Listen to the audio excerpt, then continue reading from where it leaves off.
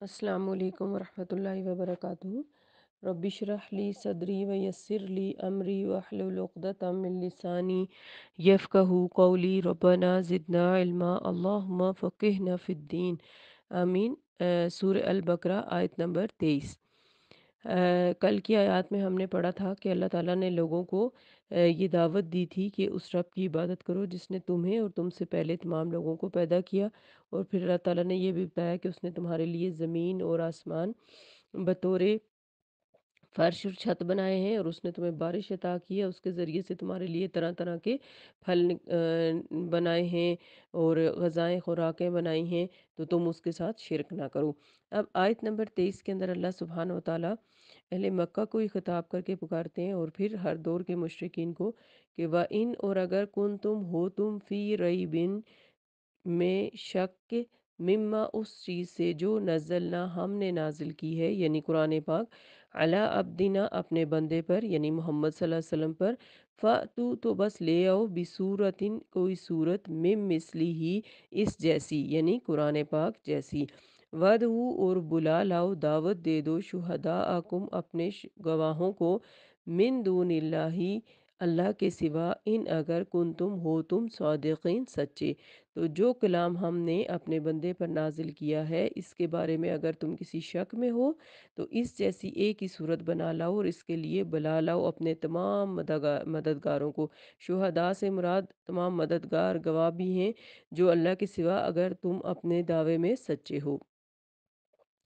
اللہ فرماتے ہیں فَإِن پھر اگر لم نہ تفعلوا تم کر سکو ایسا یعنی اس جیسی صورت یا آیت نہ لا سکو، ولن اور ہرگز نہیں تفعلوا تم کر سکو گے، ظاہر ہے کوئی نہیں لا سکتا قرآن جیسا کلام،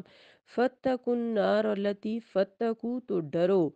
النار آگ سے، التی وہ جو وقودها ایندھن ہوں گے جس کے یعنی اس آگ کے، الناسو لوگ، والحجارہ اور پتھر، یعنی ایسی آگ سے ڈرو قرآن پر اعتراض کرنے والوں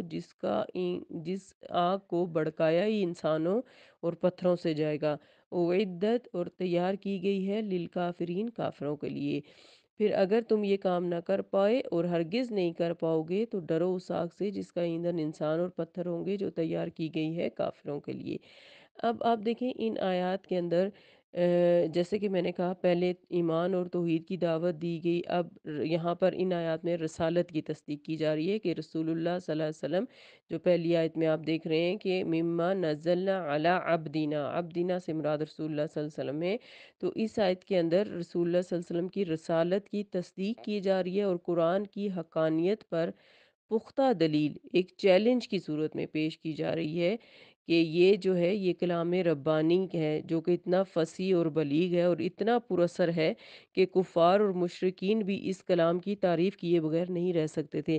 لیکن پھر بھی طرح طرح کے اعتراض کرتے تھے کیونکہ آبائی دین سے ہی چمٹے رہنے کا ان کو شوق تھا نا، وہ چاہتے تھے کہ کوئی نہ کوئی بہانہ کر کے اپنے آباء و اجداد کے دین کے ساتھ چمٹے رہیں کیونکہ بتوں کو پوجنے میں ان کو بہت سے فائدے تھے۔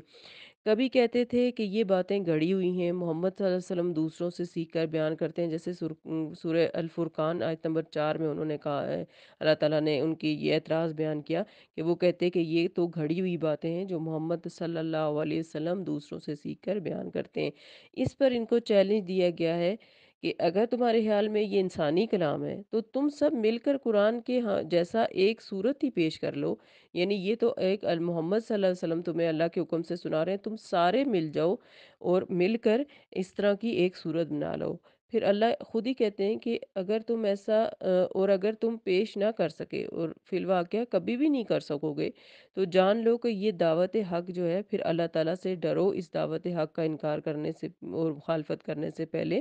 کیونکہ تم اگر اس کی مخالفت کرتے رہے تو تم پھر ایک ایسی آگ کے مستحق ٹھہر جاؤ گے جس کا ایندھن جو ہے وہ انسان اور پتھر ہوں گے، یعنی کون سے انسان؟ وہی جو قرآن پاک کی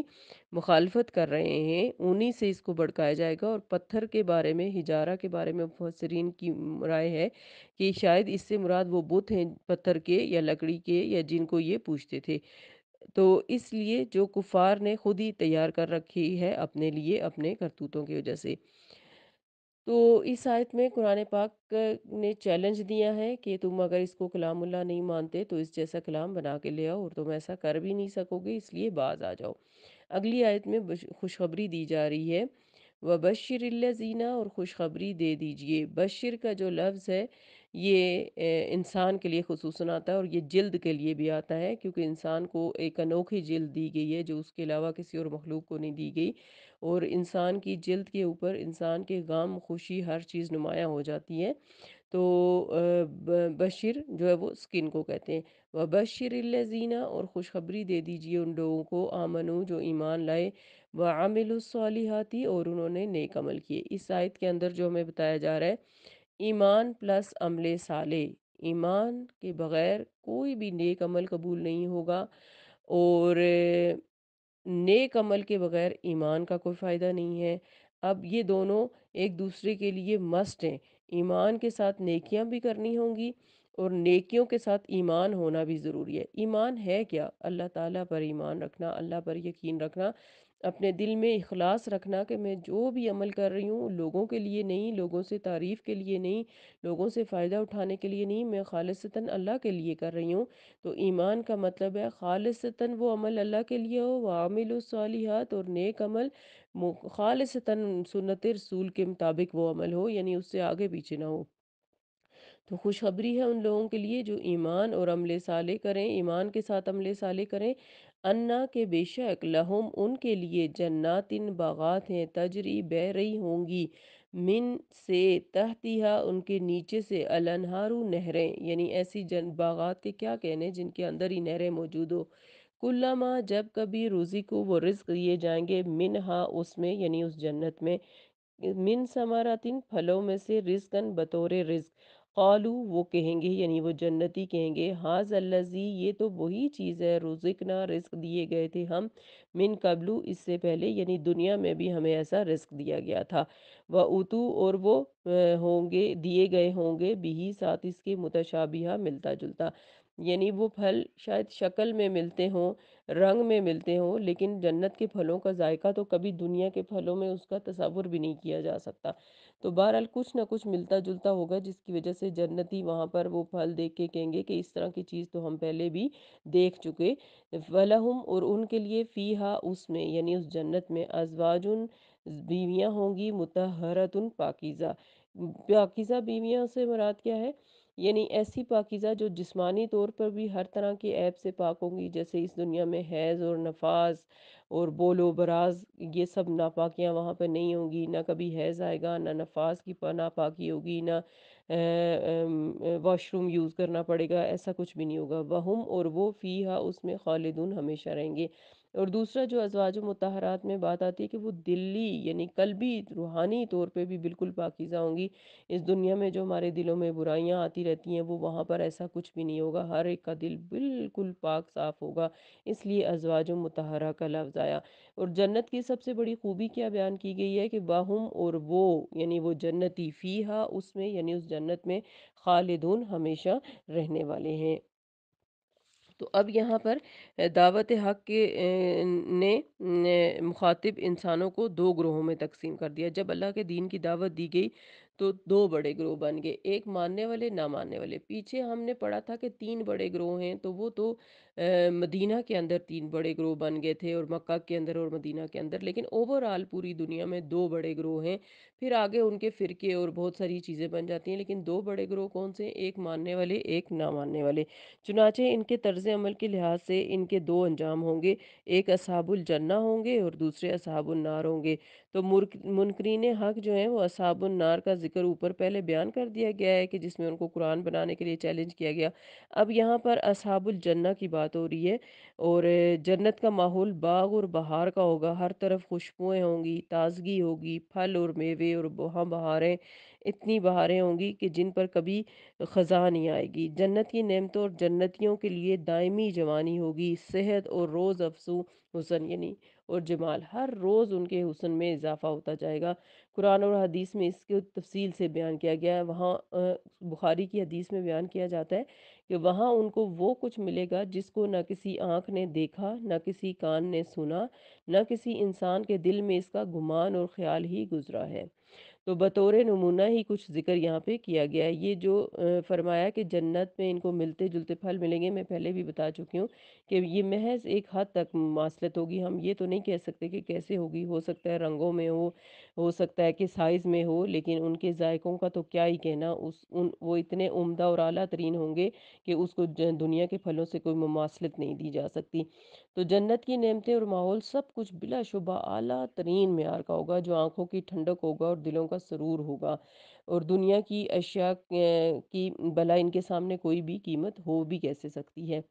دوسرا جو یہاں پر کہا گیا کہ ازواج مطہرہ، تو ازواج جمع ہے زوج کی، جس کے معنی ہے جوڑا، یعنی شوہر کو بیوی دی جائے گی اور بیوی کو شوہر دیے جائیں گے۔ تو جنتیوں کو ہم عمر ملیں گے، یعنی ساری زندگی وہ ایک ہی عمر میں رہیں گے، یعنی حدیث میں آتا ہے کہ مرد 25 سال کا رہے گا اور عورت 20 سال کی رہے گی، اور ہم ذوق ازواج ملیں گے، یعنی دنیا میں تو میاں بیوی میں اکثر اختلافات ہوتے رہتے ہیں، لیکن وہاں پر اس طرح کا کوئی اختلاف نہیں ہوگا، ان کی پسند اور ناپسند بھی بالکل ایک ہوگی، اور حسن و جمال اور عادات اور اخلاق میں بھی اعلیٰ درجے کے ہوں گے۔ وہ ان نعمتوں سے بھرپور سدا بہار جنتوں میں ہمیشہ رہیں گے، وہاں سے کبھی بھی نہیں نکالے جائیں گے، اور کیسے خوش نصیب ہوں گے نا وہ لوگ جو ان انعامات کے حقدار ٹھہرا دیے جائیں گے۔ تو یہ جو جنت کی مجھے سب سے زیادہ بات اپیل کرتی ہے کہ وہ کیا ہے کہ وَهُمْ فِيهَا خَالِدُونَ، وہ اس میں ہمیشہ رہیں گے۔ دنیا کی ہر خوشی، ہر کامیابی، حسن و جمال، جوانی، اور صحت، اور دو مال و دولت، اولاد، ہر چیز عارضی ہے، لیکن وہاں پر ہر چیز دائمی دی جائے گی، اور جو کہ کبھی بھی انسان سے واپس نہیں لی جائے گی۔ تو ایسی خوبصورت جنت کے لیے ہم سب کو بہت زیادہ کوشش کرنی چاہیے، اچھے اعمال کرنے چاہیے، آمنوا وعملوا الصالحات کی بات ہم نے پڑھی ہے۔ دوسرا، ہمیں اس کے لیے دعا بھی کرنی چاہیے۔ نبی صلی اللہ علیہ وسلم کی حدیث سے پتہ چلتا ہے کہ ہمیں ہر روز 3 بار جنت کے طلب کرنی چاہیے اللہ تعالیٰ سے، اور آپ صلی اللہ علیہ وسلم نے یہ بھی فرمایا کہ تم اللہ سے جنت الفردوس جو ہے اس کو مانگا کرو، کیونکہ وہ جنت کا اعلیٰ ترین درجہ ہے، جس کا چھت جو ہے وہ اللہ سبحانہ وتعالیٰ کا عرش ہوگا۔ اور دوسرا، 3 بار عذاب قبر اور عذاب جہنم سے پناہ مانگا کرو۔ تو اللہم انا نسألک الجنت الفردوسی وقنا عذاب النار، آمین۔ اللہ تعالیٰ ہم سب کو بہترین عمل کرنے والا، سیکھنے سکھانے والا، اور ایمان اور تقوی والا بنائے، آمین۔ سبحانک اللہم وبحمدک، نشہد ان لا الہ الا انت، نستغفرک ونتوب الیک۔ السلام علیکم ورحمۃ اللہ وبرکاتہ۔